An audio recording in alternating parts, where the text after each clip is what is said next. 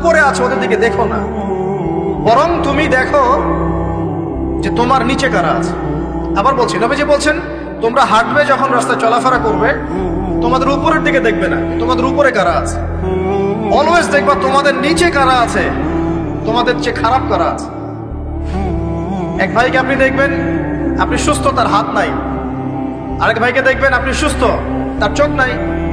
এক ভাইয়ের পা প্যারালাইজড হয়ে গেছে, এক ভাইয়ের বডি প্যারালাইজড, একজন হার্টের রোগী, একজন ডায়াবেটিসের রোগী। আপনি সুস্থ আছেন, অথচ ওই ব্যক্তির অনেক টাকা পয়সা আছে, আপনার নাই। এখানে কে ধনী বলেন দেখি, আপনি না সে? আপনার সুস্থতা আছে। আরেক ভাইয়ের অনেক বড় বড় ফ্ল্যাটস, কিন্তু আপনার এতটুকু নাই, ছোট্ট একটা বাসা। আপনার কষ্ট লাগে, আমারও যদি এমন হতো।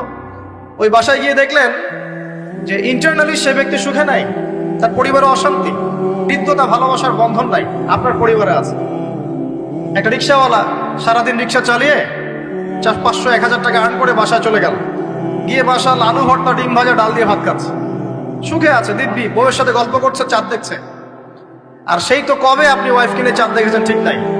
আপনি টাকা অর্জন করার নেশায় বছরের পর বছর স্ত্রী থেকে দূরে আছে, দেখারই সৌভাগ্য হয় না। আসলে সুখ কাকে বলে, সুখটা কি জিনিস, ঢাকাবাসীকে সুখ বোঝানো দরকার। সুখটা কি জিনিস? সুখটা হচ্ছে ইন্টারনাল পিস। যখন আপনি বা আমি নিজেকেও বলছি, যখন আমরা আল্লাহকে পাবো, আল্লাহ পাকের ইবাদতের মধ্য দিয়ে, রাসূলের সুন্নতের মধ্য দিয়ে অল্পে তুষ্ট থাকতে পারবো, যা আছে এতে শুকরিয়া আদায় করব, আপনার চেয়ে সুখী মানুষ দুনিয়াতে কেউ নাই দুনিয়াতে। কিন্তু বস্তুবাদিতা আপনাকে এই আকীদা ও আদর্শ থেকে সম্পূর্ণ ডিমোটিভেট করে দিবে। আপনাকে খালি চাই আরো চাই। ওই যে দু হাতে যাবো হাত পেতে নাও, বাকির খাতা শূন্য থাকে। আর আমাদের দর্শন, দু হাতে যাবো হাত পেতে নাও না, বরং দুনিয়াতে যতটুকু পাও এতটুকুতে সন্তুষ্ট থাকো, বাকির খাতা শূন্য থাক না, বাকির খাতা পূর্ণ হোক। মানে পরকালটা বাকির খাতা না, পরকালের বাকির খাতাটা পূর্ণ হোক। প্রয়োজনে দুনিয়ার সব চলে যায় যাক, প্রয়োজনে দুনিয়ার সব যদি চলেও যায় যাক, তারপরে বাকির খাতা কি হোক? পূর্ণ হোক। এটাই আল্লাহ রাব্বুল আলামিন সূরা আ'লার মধ্যে বলছেন, বাল তু'থিরুনাল হায়াতাদ দুনিয়া, তোমরা এই দুনিয়ার জীবনটাকেই প্রাধান্য দিয়ে থাকো। ওয়াল আখিরাতু খায়রুন ওয়া আবকা, কিন্তু আখিরাত হচ্ছে সবচেয়ে উত্তম এবং চিরস্থায়ী। তো প্রিয় ভাই এবং বোনেরা যারা আলোচনা শুনছেন, আজকে আমাদের প্রথম সবক হওয়া উচিত দুনিয়ার নেশায় আমরা না পড়ি। আল্লাহ পাক আমাদেরকে তৌফিক দান। এর মানে এই না আমরা দুনিয়ার প্রোগ্রেসে যাব না, অবশ্যই যাব, আমরা অবশ্যই যাব। পুরো নেশন, জাতিগতভাবেই আমাদেরকে এই ওয়ার্ল্ডের সমকক্ষ তো হতে হবে, হবে কি না? আমরা কি ওয়ার্ল্ডের সমকক্ষ হতে পেরেছি? আপনাদের কি মনে হয় যে মিলস, ইন্ডাস্ট্রিজ, ফ্যাক্টরিজ, সেতু, ফ্লাইওভার এইগুলো করলেই মনে হয় যে ওয়ার্ল্ডের সমকক্ষ হওয়া যায়? প্রত্যেক জনগণ ভিতর থেকে সুখী কিনা, তাদের অন্ন, বস্ত্র, চিকিৎসা, শিক্ষা, বাসস্থান, এই যে মৌলিক চাহিদা, বেকারত্ব ঘোচানো, 3 বেলা খেয়ে পরে বাঁচা, জীবনের অধিকার, সিকিউরিটি, এই জিনিসগুলো আমাদের নিশ্চিত হচ্ছে কিনা, এটা হচ্ছে আপনার উন্নতির মানদণ্ড।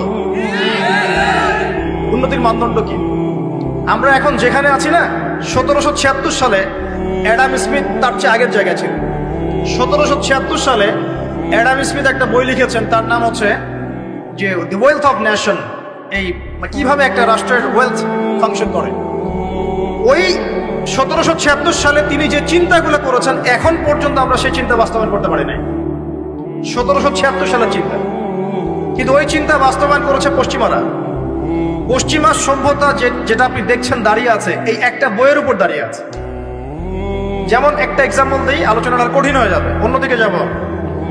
আমরা মনে করি যে অর্থনীতি আমরা নিয়ন্ত্রণ করব, ঠিক আছে, অর্থনীতির পুরো বিষয়গুলো আমরা নিয়ন্ত্রণ করে আমরা সমৃদ্ধি নিয়ে আসবো।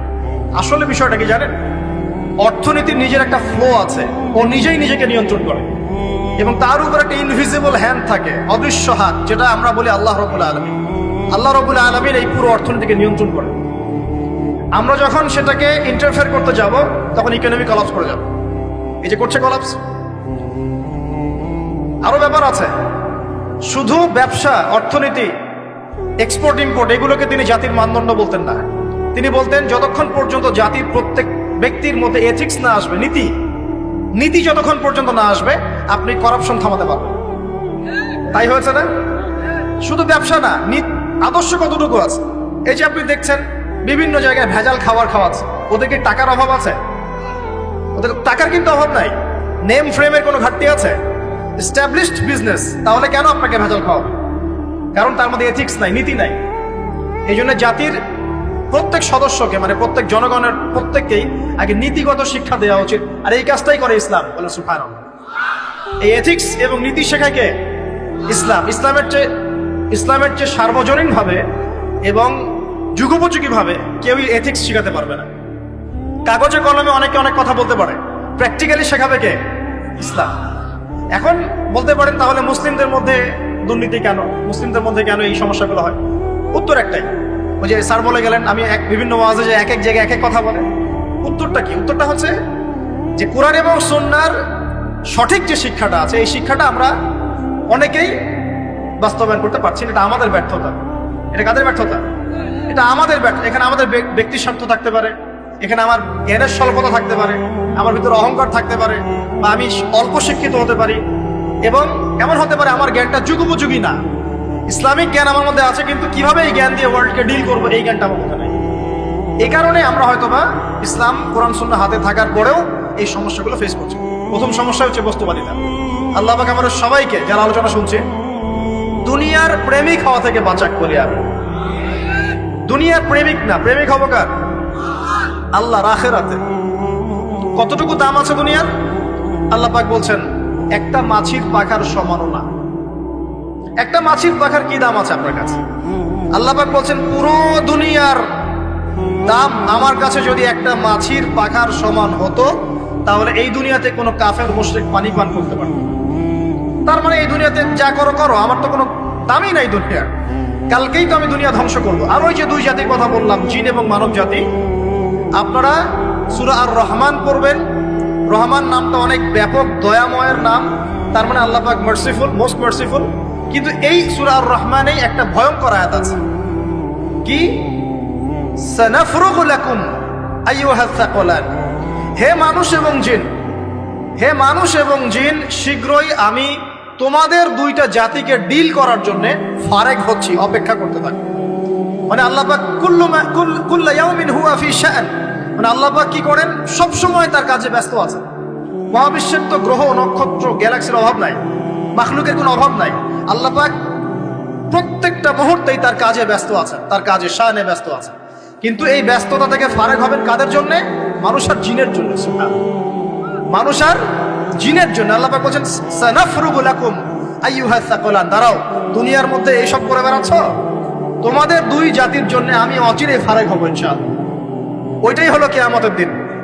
যদি ওই দিনটা আমরা মাথায় রেখে চলি, ইনশাআল্লাহ আমরা কেউ বস্তুবাদী হব না ইনশাআল্লাহ। আল্লাহ পাক আমাদের সবাইকে দুনিয়া মুসাফিরের মতো থাকার তৌফিক দান করুন।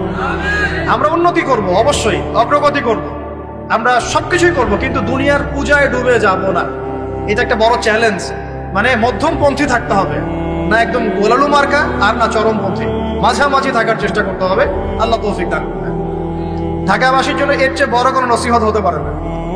ঢাকা থেকে, ঢাকার মতো যত মানে সিটিজ, মেগা সিটিজ আছে সারা ওয়ার্ল্ডে, তাদের জন্য এটাই প্রথম নসিহত, বস্তুবাদিতা ত্যাগ করতে হবে। বস্তুবাদিতা। আল্লাহ পাক আমাদের সবাইকে বাকির খাতা পূর্ণ করার তৌফিক দান করুন। এখন একটা লক্ষ্য পেলাম, কি জন্য দুনিয়া এসেছি? আল্লাহর ইবাদত করার জন্য। এখন অনেকে ভুল বুঝে প্রশ্ন করতে পারে, তাদের জ্ঞানের স্বল্পতা। আমি ওদেরকে দোষারোপ করবো না, কারণ আমাদের শিক্ষার সমস্যা আছে। আমরা তো সবার মাঝে ইসলামিক সার্বজনীন শিক্ষা দিতে পারছি না। এই কারণে অনেকে প্রশ্ন করতে পারে, তাহলে কি সারা